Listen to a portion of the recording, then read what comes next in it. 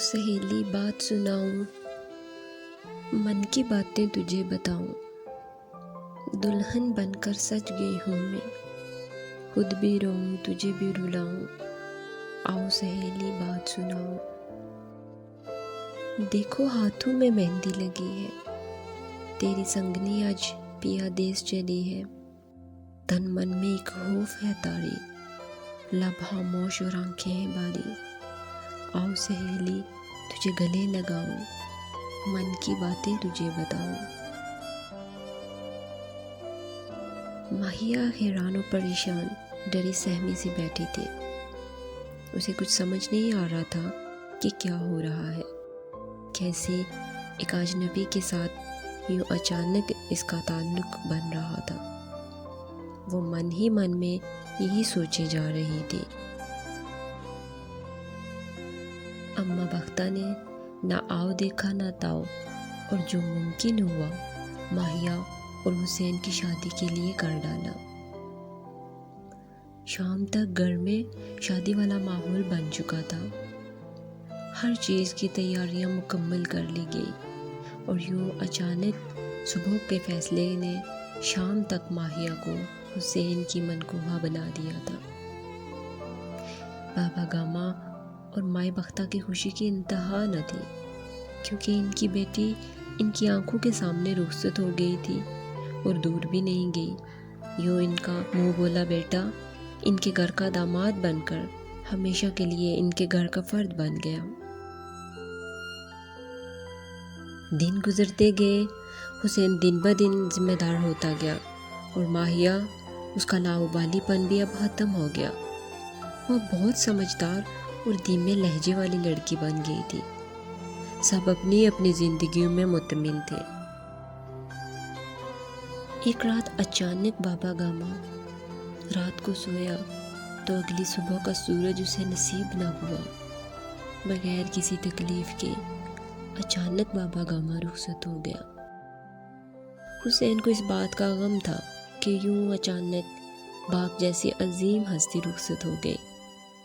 مائی بختہ کو بابے گامے کی اچانک موت نے ادموا سا کر دیا۔ ہر وقت بات بات پہ حشاش پشاش رہنے والی ماہیہ بھی اب خاموش سی ہو گئی۔ اب وہ بالکل ایک سنجیدہ مزاج لڑکی بن چکی تھی، اس میں وہ الہڑ پن، وہ لاابالی لہجہ، وہ تاولا پن سب کچھ ختم ہو گیا، اور باپ کے یوں جانے سے وہ مزید خاموش سی ہو گئی۔ حسین کے کندھوں پر پہلے سے زیادہ ذمہ داریاں آ گئی، حالات پہلے سے بہت بدلنے لگے۔ حسین اور ماہیہ آپس میں بہت ہوش باش تھے، گھر میں ہر چیز کی فراوانی تھی، خدا کا کرم تھا ان پر کہ زندگی بہت خوشحال گزر رہی تھی۔ زندگی دوبارہ ایک نئی ڈگر پر چلنے لگی، حسین ذمہ داریاں سنبھالنے لگا، مائی بختہ بھی سنبھلنے لگی۔ اس دوران ماہیہ نے گھر میں خوشیاں بکھیرنے کا عندیہ دیا۔ خدا نے ماہیہ کو ایک خوبصورت بیٹے سے نوازا۔ حسین اپنے بیٹے کی پیدائش پر بہت خوش ہوا۔ مائی بختہ جسے خدا نے خود بیٹے جیسی نعمت نہیں دی تھی، نواسے کی صورت میں اولاد نرینہ دیکھ کر پھولے نہ سما رہی تھی۔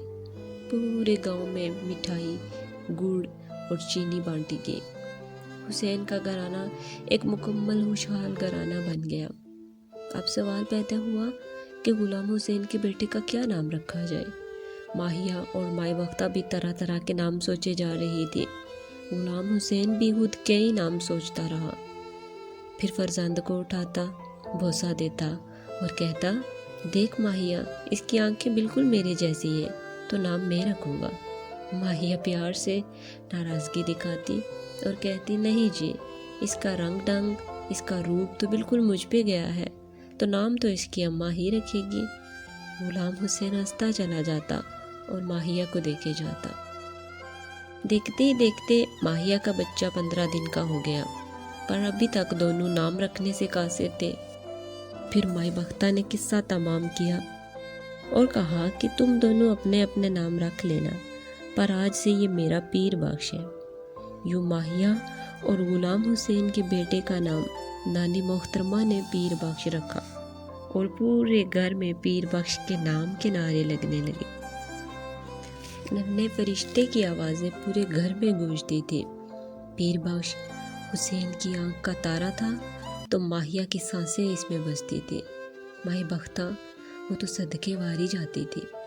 دن گزرتے گئے، دن مہینوں میں اور مہینے سالوں میں بدلے۔ پیر بخش 1.5 سال کا ہو گیا جب ماہیہ نے ایک اور بیٹے کو جنم دیا جس کا نام قادر بخش رکھا گیا۔ قادر بخش کے آنے سے گھر میں اور چہل پہل ہوئی۔ حسین بچوں میں کھو سا گیا۔ دونوں بیٹوں میں اس کی جان تھی۔ ماہیہ بھی ایک ذمہ دار ماں بن چکی تھی۔ مائی بختہ تو نواسوں کو دیکھ دیکھ کر جیتی تھی۔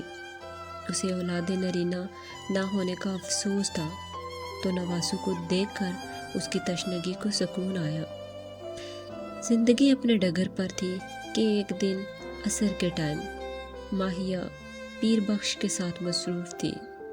وہ بھاگتا دوڑتا یہ کام اس نے شروع کر دیے تھے۔ گھر کی کوئی چیز سلامت نہ رہی تھی۔ ماہیہ کا اس کے پیچھے بھاگ بھاگ کر برا حال تھا۔ ساتھ ہی ساتھ کہتی، آج آئے تیرا ابا، میں کہوں گی آ سنبھال اپنے بچے، میرے بس کی بات نہیں ہے۔ ایک طرف پیر بخش تھا جو بہت شرارتی تھا اور دوسری طرف قادر بخش نے رو رو کر سارا گھر سر پر اٹھایا ہوتا تھا۔ ماہیہ بھاگ بھاگ کے تھک جاتی، کبھی ہانڈی دیکھتی، کبھی بچوں کو دیکھتی۔ آج وہ حسین کی فرمائش پر سیرے پائے پکا رہی تھی۔ مائی بختہ خراب طبیعت کے باعث آج اس کی مدد نہیں کر پا رہی تھی۔ وہ بس دیکھ دیکھ کر مسکرا رہی تھی اور ساتھ ساتھ اسے بتائے جا رہی تھی کہ وہ ماہیہ قادر کو دودھ پلا دے، وہ ماہیہ پیر بخش نے برتن پھینک دیے ہیں۔ سارے گھر میں یہی کچھ چل رہا تھا۔ اتنے میں غلام حسین گھر میں داخل ہوا۔ سفید لباس میں ملبوس، ہاتھوں میں کھانے پینے کی اشیاء جن میں گنے، گڑ، میٹھے دانے اور گھر کی ایسی کھانے پینے کی اشیاء تھی۔ بے حال سے ماہیہ غلام حسین کو دیکھتے ہی بولی، شکر ہے غلامے تم آ گئے، تیرے بچوں نے میرا برا حال کیا ہوا ہے، اب تو سنبھال آ کر کچھ ٹائم کے لیے مجھے سکون ہو۔ حسین ابھی خاموش کڑا دیکھ ہی رہا تھا اور من ہی من مسکرا رہا تھا کہ کچھ بولے کہ مائی بختہ بولی، ارے پگلی، پہلے خامد کو گھر تو آنے دے، آتے ساتھ تو دکھڑے لے کے بیٹھ جاتی ہے، جلدی نہ ہوئے۔ آ حسین پتر بیٹھ اور جا ماہیہ کوئی لسی پانی لا۔